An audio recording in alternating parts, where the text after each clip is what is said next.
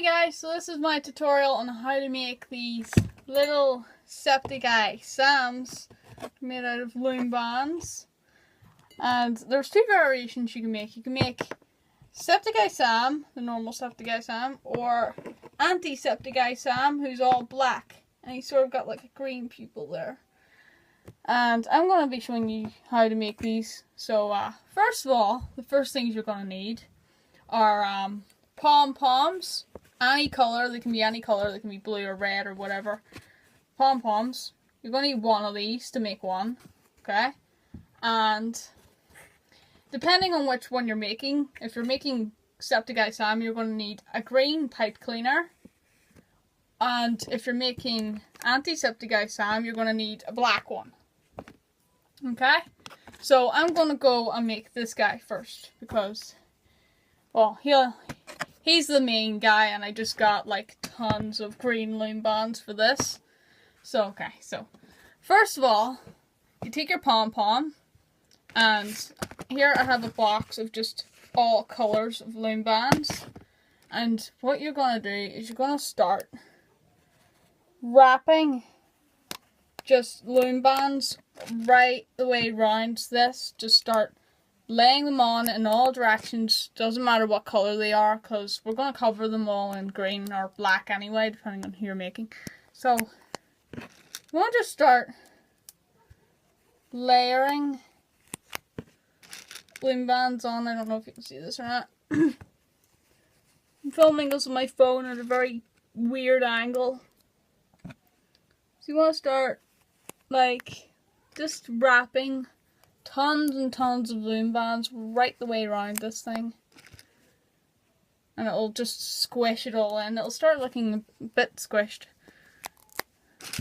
And basically you want to keep going and wrapping just loom bands right the way around this until you get it to like the size that you want, because all this fluff is going to get like squished down by the bands.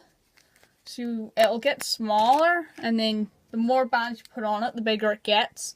So you can keep going until it's like the size or just under the size that you want it to be, that you want your Septiceye Sam to be. So keep going like this. It'll eventually turn circular. Just the main goal at the minute is just to get like all the fluff covered in loom bands and squish it all down into like a small ball.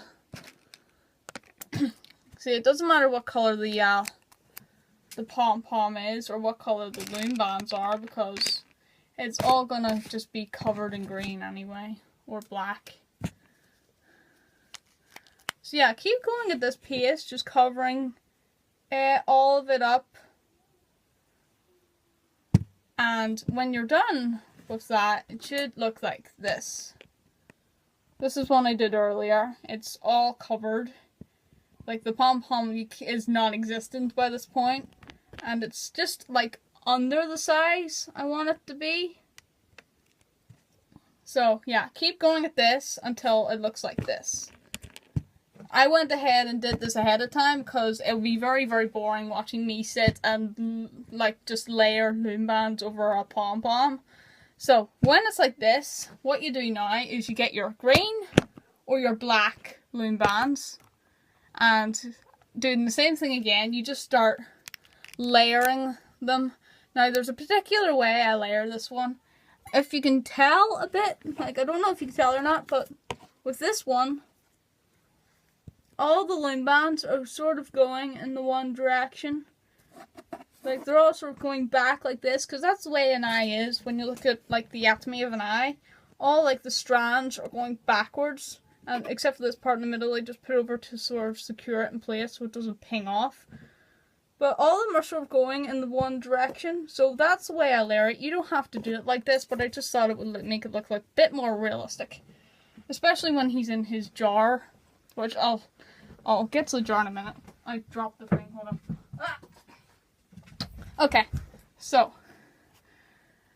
to do that method, you pick an area where you're starting port. So I'll say that this here part is where the pupil's going to be, and with that, all the loom bands have to be going in the same direction, which is backwards.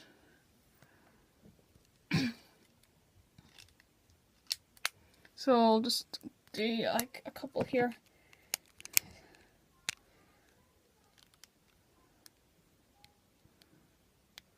So just do them all going this way. None going across yet.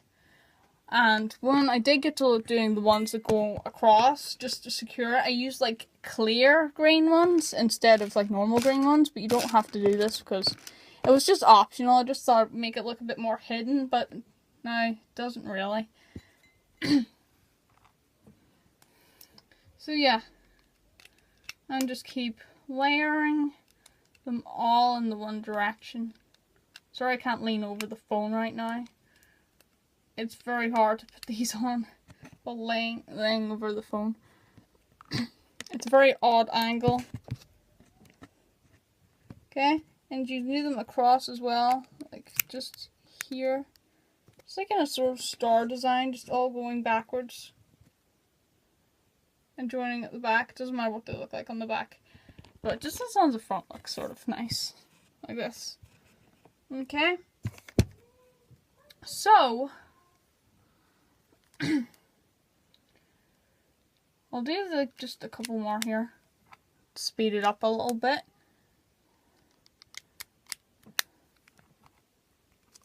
They may ping off, so be very careful that you don't hit yourself in the face, because I've done that a couple of times in the first run. It was very stupid. So yeah, just like that. And, well, you keep going at this until like the whole thing is covered in green. And then you can start layering it across this way if you want it to be a bit more secure so that the bands don't ping off. Now, the part which I should probably explain, because it's a little bit tricky, is getting the tail on. Okay, so the tail is a little bit different. So you take your green or black and you cut it down to the size you want it to be. Like the size of Sammy's tail here. It's sort of like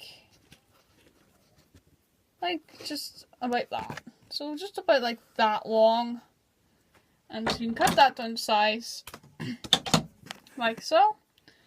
And right, once this is, pretend this is all covered in green. So once you do, when it's all covered, you're gonna want to take this part of the pipe cleaner and sort of tuck it in to one of these. You can use like a scissors or something to hang up the bands or something. Sort of tuck it in like that and bend it over like that and sort of press it down. And then from here you can take like a couple of extra green bands and just like wrap it over this so it sort of secures it down, and keep going at that a couple of times just to make sure it's super secure so we don't have his tail falling off or something. So we can go at that a couple of times just to make sure it's stuck down nice and tightly. I'm gonna finish this one later. Anyway, so there we go. And from here you can bend his tail into a little sort of wiggly shape or something. So that's how you make that. Now, once these guys are finished, you have your, well, to paint the pupil is the part that we're getting to next. Like, the pupil is painted on. I didn't use loom bands for that because it would be a bit difficult. But I used a couple of paint sprays.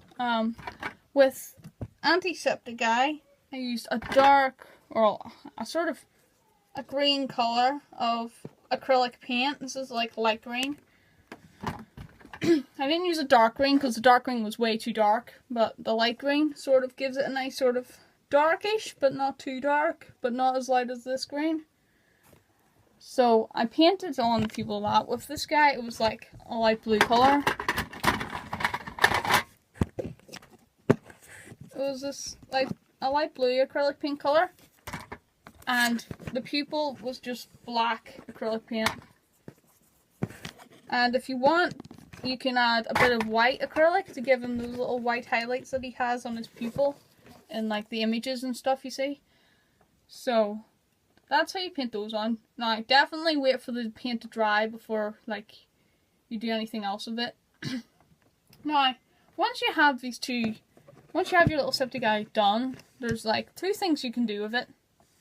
The first thing is that you can take one of these here. These are little key rings, and you can attach it onto one of the loom bands and use them as a key ring. So I'll just show you real quick what it's going to look like if I can get this on. Because you gotta be careful, because the loom bands can easily snap, and we don't want that to happen. You might want to layer it over like 2 loom bands instead of 1. So like that. I just threaded one of the loom bands through this wee key ring, and you can put them on your school bag or your purse or keys or whatever. And yeah, that's one thing you can use for. The other thing he can be used for is what I did, is that if you have any of these around the house, they're just coffee jar. This is a coffee jar I used. And I filled it with water, and I used a bit of like watercolor green paint, and I just washed the brush in the water. It turns it a green sort of color. And from here, I'll use Antiseptic Sam to demonstrate. I took a piece of thread and I tied it around one of the loom bands here. And what you can do with this is that you can set them into the jar,